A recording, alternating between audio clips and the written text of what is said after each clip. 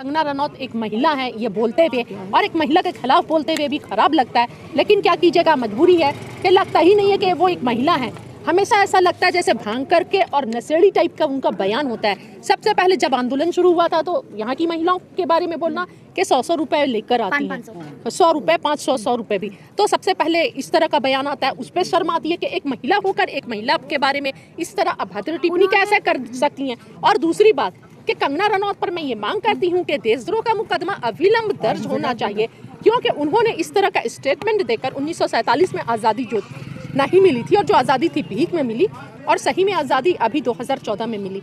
ये सारे जो हमारे स्वतंत्रता सेनानी हैं, उन्होंने महात्मा गांधी पे भी सवाल उठाया। उनका अपमान है ये, जो भी शहीद हुए हैं देश की आज़ादी के लिए, जिन्होंने संघर्ष किया है, उन सभी का अपमान है। तो अविलंब। मैडम आप मुकदमे की बात कर रहे हैं, उन्हें तो पद्मश्री से नवाजा जा रहा है। हाँ, तो वही तो मैं, पद्मश्री अवार्ड उनसे छीनना चाहिए। ये पद्मश्री अवार्ड की भी बेइज्जती है। एक्टिंग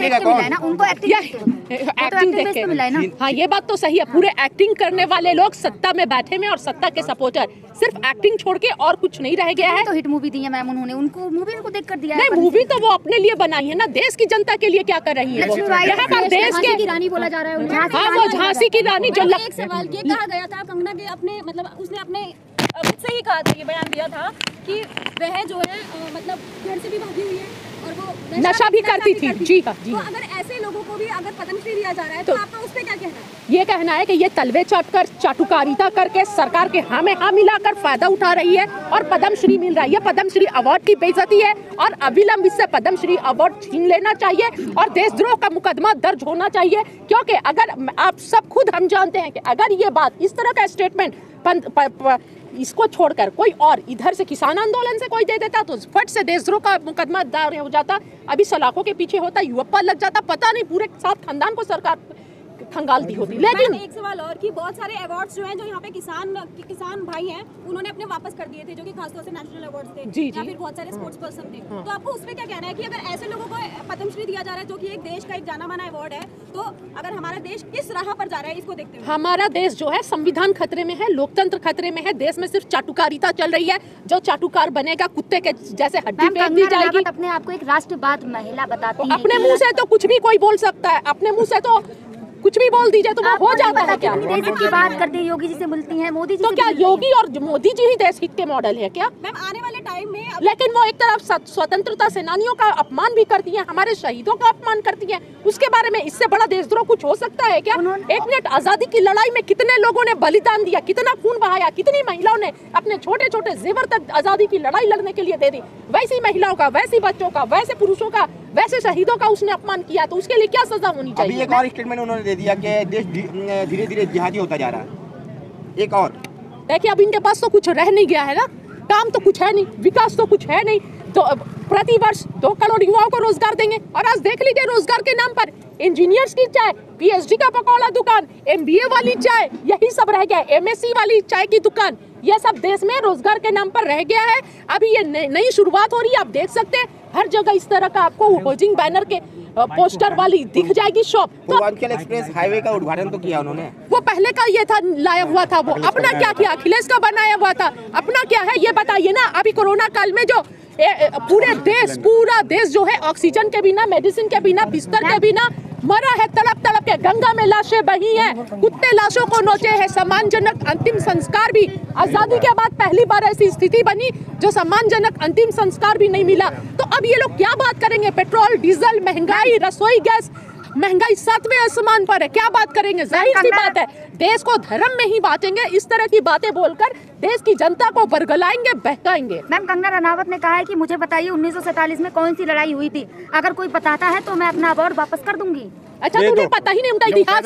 वो उनका इतिहास बहुत कमजोर है। कंगना रनौत को मैं सजेस्ट करती हूँ क्या कुछ पढ़ लिख ले।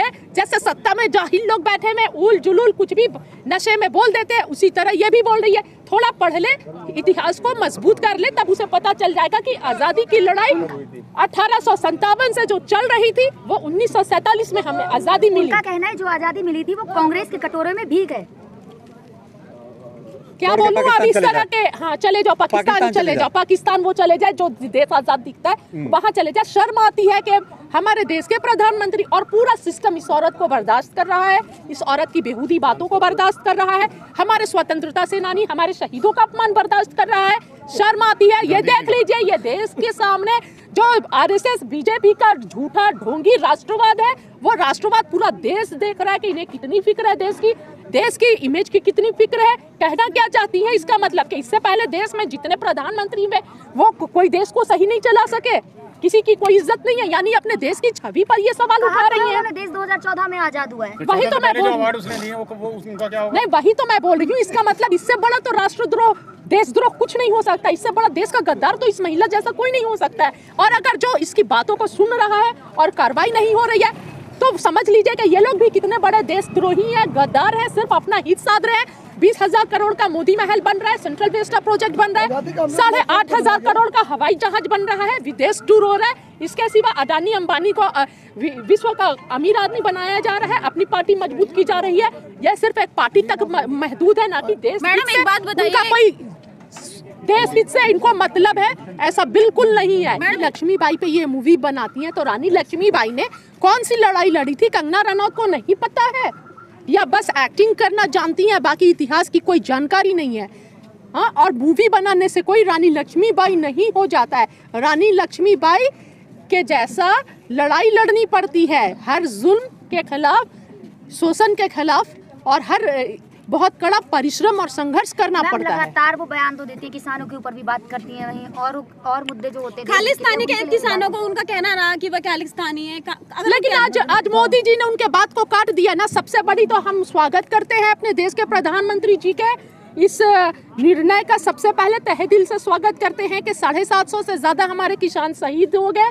1 साल के संघर्ष, सरकारी अत्याचार और मौसम की मार के बाद कम से कम उन्हें समझ तो आया कि तीनों काले कानून को वापस लेंगे, तो इस बात का स्वागत करते हैं। और उन्होंने साथ में ये कहा है कि देश में किसानों के हित के लिए एक कानून पास किए गए थे, लेकिन कुछ उन्होंने लगाया, कुछ किसानों को हम समझा नहीं पाए, इस वजह से रद्द कर रहे हैं। देखिए, देश हित में, एक मिनट, देश हित में डिमोनेटाइजेशन भी तो देश हित में ही हुआ था ना। और जो बिना 1 घंटे का भी अवधि दिए जो लॉकडाउन हुआ था फर्स्ट, उसके बाद से यूपी में सड़कों पर लोग मरे, वो भी तो देश हित में ही हुआ था ना। तो सारे काम तो देश हित में ही होते हैं। ट्विटर को कहा जाता है कि वो एक आवाज है, किसी भी इंसान को अगर कुछ नहीं, कि कोई एक मैसेज नहीं पहुंचा पा रहा, चाहे वो प्रधानमंत्री हो, चाहे वो मुख्यमंत्री हो, तो आप ट्विटर के थ्रू उस तक पहुंच सकते हैं। लेकिन मैडम कंगना जी को तो वहां से भी ब्लॉक कर दिया गया, इंडिया ट्विटर से ब्लॉक कर दिया गया, तो उस पर आप क्या कहेंगे? बिल्कुल, क्योंकि सब देख रहे हैं ना किस तरह का उलझुल बयान दे रही हैं, किस तरह का स्टेटमेंट आ रहा है, तो सब बिके हुए तो नहीं है ना। अच्छे लोग भी हैं, जो देश चल रहा है, जो देश बचा हुआ है अभी तक, अच्छे लोगों का भी योगदान है जिसके वजह से देश बचा हुआ है। ठीक है, नाम क्या बताया? ज़ेबा खान, झारखंड जमशेदपुर से, डे फर्स्ट से मैं आंदोलन में।